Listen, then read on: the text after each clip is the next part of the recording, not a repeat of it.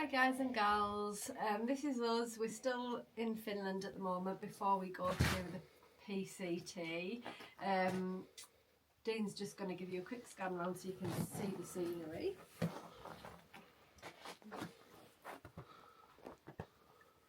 It's a very beautiful place, and it's probably the first day we've had blue sky and sunshine, so it seemed like a really nice day to show you. And back over to my jaw. It's surprisingly warm here. It's been barely above freezing, so you can hear lots of drips and things, and all the snow's melted off the trees. First time we came here it was -28 I think it was, so it's a big difference. Right, so like we said, we're doing a few videos for friends and family. We're having to save them on YouTube just because of the length of video. People are showing an interest in our kit, so we're just showing you what we're taking really. We're by no means professionals at this, as I'm sure you can tell. We've done lots of hiking but not through hiking before, so this has been a whole learning curve for us over the last few years, learning about kit and what to take and what have you. First thing I just want to quickly mention though before we get into the gear today is these labels that you'll see on everything. This isn't us being fastidious about sort of kit ownership necessarily, but what it is that generally within the hiking community you'll see the same bits of kit being used over and over again by lots of people, and there's a good chance that people who you're camping with, people who are around you in your trail family, they'll have the same bits of kit as you. So there's a good chance to a good idea to sort of choose your own tape and label it up, but also no-bo, which is also written on all of the pink tape, albeit very roughly, means that I'm northbound. So if I lose a piece of kit, like a decent bit of kit on the trail, if somebody picks it up and finds it, the PCT has people hiking northbound and southbound. So if somebody finds my sunglasses or something on the trail and they're happy to sort of try and get them ahead to me on the trail, get them back to me, there's no chance. Sorry, I lost my train of thought there. We just had a slight interruption. So if somebody's prepared to get things back to us on the trail, they need to know which direction we've headed in. So this means I'm northbound, and it also, the pink labels just mean I recognise things as my stuff, so they're not getting mixed up. So today I'm going to show you a few things. It's basically my cooking equipment, my food kit, and my water supplies. Over there we will be carrying what we call dirty water, which means we'll be getting it from rivers, lakes, puddles. Sometimes there'll be some faucets or water supplies, but a lot of the time it'll be coming just from like the wilderness, from different places. Sometimes in the desert finding water is a real problem, but because we're early in the season we probably won't suffer with that too much, although we'll have to keep an eye on it. So my water capacity, basically I've got two of these, I don't know how you pronounce this, we've been saying CNOC, but some people pronounce it knock, 2 litre water bladders. So I will collect my dirty water in this, and I'll carry dirty water in these, and I'll never contaminate my clean water with this. Then from there I'll use my Sawyer Squeeze, which is the full size one, it's not the mini, and I will use this to filter the dirty water into my clean water containers. So I've got another 1 litre CNOC bottle here, and I've also got this Hydro Pack, which is 1.5 litres. This actually has its own built-in filter as well, but I'm not relying on that. So these will both be clean water ready for drinking, and then anything out of here has to be filtered through my water system first before it goes into my clean water. And I need to be very careful when I'm filtering that I'm not dripping dirty water or contaminating into this, so you need to be very careful. There's lots of viruses and things born in the water that can cause all sorts of problems when you're hiking. In this bag I have a few other attachments for my Sawyer Squeeze. I've got attachments to help screw it onto my other water containers, and also an inline adapter so that I can hang it from a tree, and rather than physically having to squeeze the water through, I can just let gravity do it if I'm on a break anyway. So that's my water system. We did take a video of using these for the first time, which we'll try and find and upload. one thing just to mention in case any of you are hiking the PCT this year, don't forget if you're flying, you should have this in your hand luggage, not in the hold. If you've ever used it before and there's any traces of water, it can freeze in the hold, and it's really important that these don't ever freeze. So on the trail, if it's freezing at night, we'll have to be keeping these in a bag, in our sleeping bags for body warmth. If it gets frozen, it can stop it working. So that's our water system.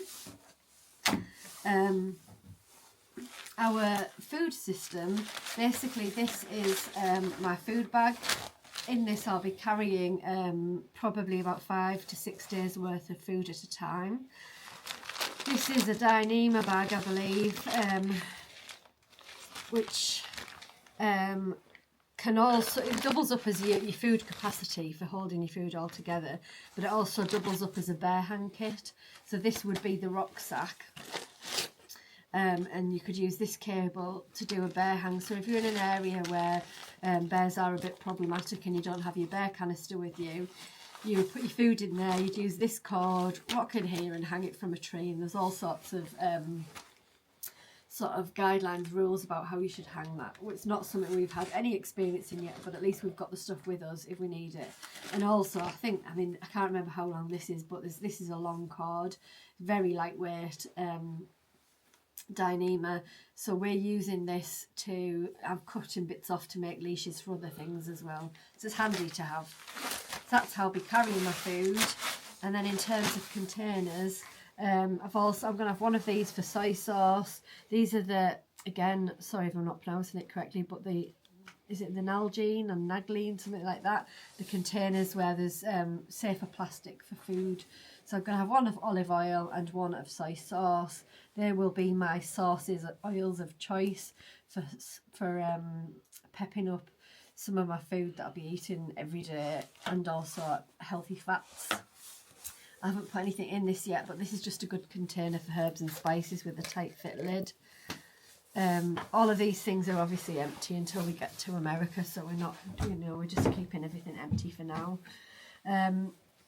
The other thing I've got here is just, it's kind of a make do talenti jar. So in this I've got my things for making shakes. So whether I make a green drink or a protein shake, that's just really easy. I can also use it for cold soaking maybe if I want to put my food in there, my water in there, and then carry for another mile or two on trail. It means I can do that and just shove it in my bag and not worry about it spilling or making a mess. So my cook system, my main tin here, my cook pot, is the 750ml Torx titanium pot. We've used this several times now. This is what I'll be cooking my meals in. I'll be cooking them on the MSR Pocket Rocket 2. Very lightweight, quite widely used on the PCT and any other trails. I don't have a gas canister here because, again, I can't fly with that, so I need to get that in America. So cooking on the gas, on the MSR2, on the Torx titanium, and then in here as well, I've got an expandable cup, which is a luxury item, but to me, I think I'll need a coffee on a morning, certainly in the first few hundred miles whilst I'm still getting used to things. So I've got the benefit here of being able to have my food and my drink at the same time. Some people drink straight out of this as well, but that means you're sort of doubling up your time of how long it'll take you to get meals. We have some waterproof matches, which are just as for an emergency, really. I've got this heat shield, which is just foil, and you can wrap it around your stove to protect the flames from wind and weather conditions. This is quite heavy and quite bulky, and it's one of those things that I'm not entirely sold on yet. I've never really used them, but given that some of the weather is forecast for being pretty nasty in the next few weeks, I can imagine that it would be good. So I'm keeping it for the time being, but I'm open-minded as to whether I'll sort of keep it on me or whether I'll end up putting it in a hiker box. Just to mention, a hiker box is at various points along the trail. There are boxes where if hikers have got things that they don't want, so whether it's a food they're sick of or they don't like anymore, or something they're not going to use, they can shed the weight and the bulk in their bag, put things in the hiker box for any other hikers to pick things up and take just for free if there's things they need. One man's rubbish is another man's treasure. So that's, with all of these things, if there's anything we don't like, it won't get wasted, it'll get put in the hiker box for somebody else to pick up and use, and we might even find some treasures ourselves. As well as the matches, I've got a flint rod, I've got a Dr. Bronner's soap, which is, I've not done my own research on this, but I believe from all the reviews that this is sort of very good, better for the environment than all of the lot of other soaps, biodegradable and everything. No scent, but good for washing body, hair and cook pots as well at the same time. And then a buff, that's just, it is a buff. So it's multi-purpose, but it's just mainly for washing and drying my pot. They do say that at this time of year particularly, because your gas canister will attract moisture because of the condensation when you're using it, and when it's being used, it will end up putting moisture back in your tin, and you need to be a bit careful with rust and things like that from excess moisture being left between the metals. So having a cloth to wipe things off and dry things off is very good. I'll be eating with my Torx titanium spork, and I've got a koozie. I'm totally not sold on this. The bulky, it doesn't fold very well, and also I think people say they don't last very well in the zip breaks. But basically, if I wanted, I could put my ready meal in there. It's like a thermal pocket basically. I could stop, say a mile before camp, put my food in there, put my water in there, soak it, hold the heat in, and then by the time I get to camp it'll be ready. And then finally, I've got my food waste bag, so any packets and dirty wrappers and things, I'll be keeping them to a minimum as possible. I can put them in there just to keep them clean and tidy. Things have got labels on because we're using these black bags for quite a few different tasks, and I don't want to be getting some of them mixed up with my poop kit, for example. And then I've got one bag here, which is a turkey basting bag. It's quite a large bag, very light, no weight or space at all. But if I have any emergencies whereby something's got really dirty or smelly or disgusting, I can seal it away in that, and it'll be a bit more smell proof from wildlife and things. So that's basically my cook kit. Thanks again for following us along on this and watching. Sorry, these videos aren't very professional. We're not doing editing and things. They're just coming to you exactly as they are done. So please bear with us, but thanks for following along. See ya. I got a case of the restless legs, yeah, tireless wandering.